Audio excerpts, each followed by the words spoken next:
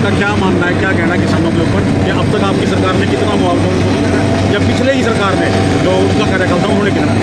देखिए, भारतीय जनता पार्टी की सरकार नरेंद्र मोदी जी की और हमारी जो ये सरकार डबल इंजन की रही है मनोहर लाल जी के नेतृत्व के अंदर किसानों के हित में जो कदम उठाए हैं, ज़बरदस्त कार्य हमारी सरकार ने किया है।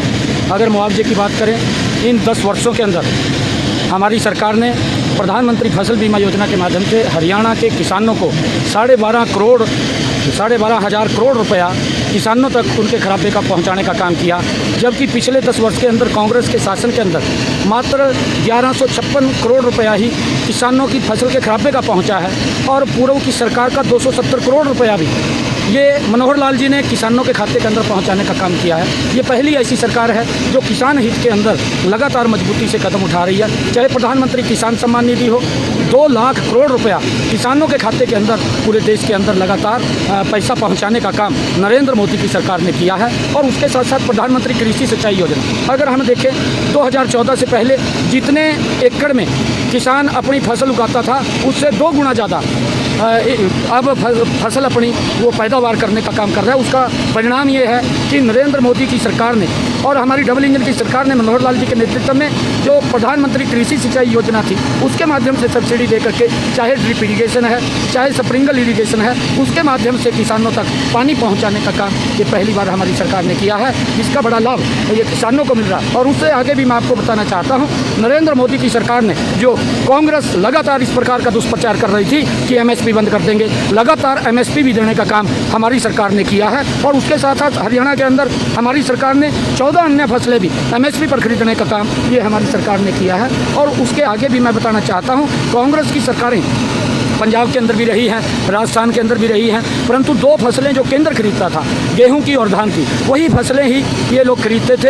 एक भी दाना अन्य किसान का इन्होंने एमएसपी पर नहीं खरीदा। मनोहर लाल जी ने हरियाणा के अंदर 14 अन्य फसलें भी एमएसपी पर खरीदी, भावांतर भरपाई देने का काम किया। लगातार किसान को जो अन्य सब्सिडियाँ भी देने का काम हमने किसानों को किया है कि उनको सोलर पंप देने का काम किया है, 5 HP 10 HP, और उसका लाभ भी हमारे किसानों ने उठाया है। और उसके बाद उनके जो कृषि संयंत्र थे, चाहे रीपर था, चाहे बेलर था, चाहे रूटावीटर था, ट्रैक्टर था, उसको भी सब्सिडी के ऊपर किसानों तक देने का काम किया है। ऐतिहासिक काम किसान की मजबूती के अंदर हमारी सरकार ने किए हैं। अब हमारी जिम्मेवारी भी है हम इन कामों को और गति से आगे बढ़ाने का काम, और जो मनोहर लाल जी ने नीतियाँ बनाई हैं, योजनाएं बनाई हैं, जो केंद्र सरकार की नीतियाँ हैं, उन सबको समाहित करते हुए किसान को मजबूती की तरफ ले जाने का काम ये भारतीय जनता पार्टी कर सकती है, कांग्रेस की सरकार नहीं कर सकती। आप मुख्यमंत्री होने के नाते नाते प्रदेश अध्यक्ष भी हैं, और जब से आप मुख्यमंत्री बने हैं तब से आप पूरे प्रदेश भर में भ्रमण करके इस चुनावी समर में लड़ाई लड़ रहे हैं, चुनावी लड़ाई लड़ रहे हैं। कैसा महसूस कर रहे हैं कार्यकर्ताओं का और जनता का क्या फीडबैक आपको? देखिए, आज मैं पूरे प्रदेश के अंदर घूम रहा हूँ,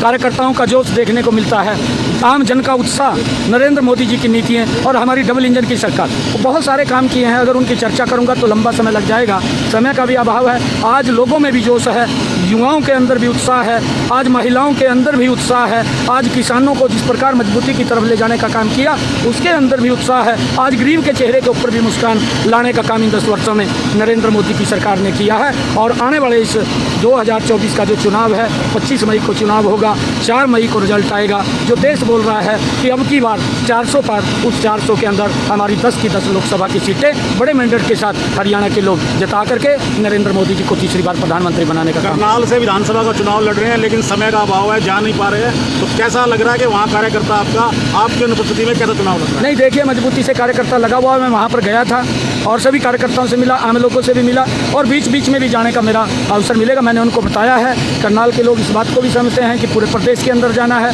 और पूरे प्रदेश के साथ साथ करनाल को भी हमने ध्यान में रखना है। और करनाल के अंदर लोगों की बात को सुन करके, पहले भी मनोहर लाल जी ने ज़बरदस्त काम किए हैं, उन कामों को भी हम आगे बढ़ाने का काम करेंगे।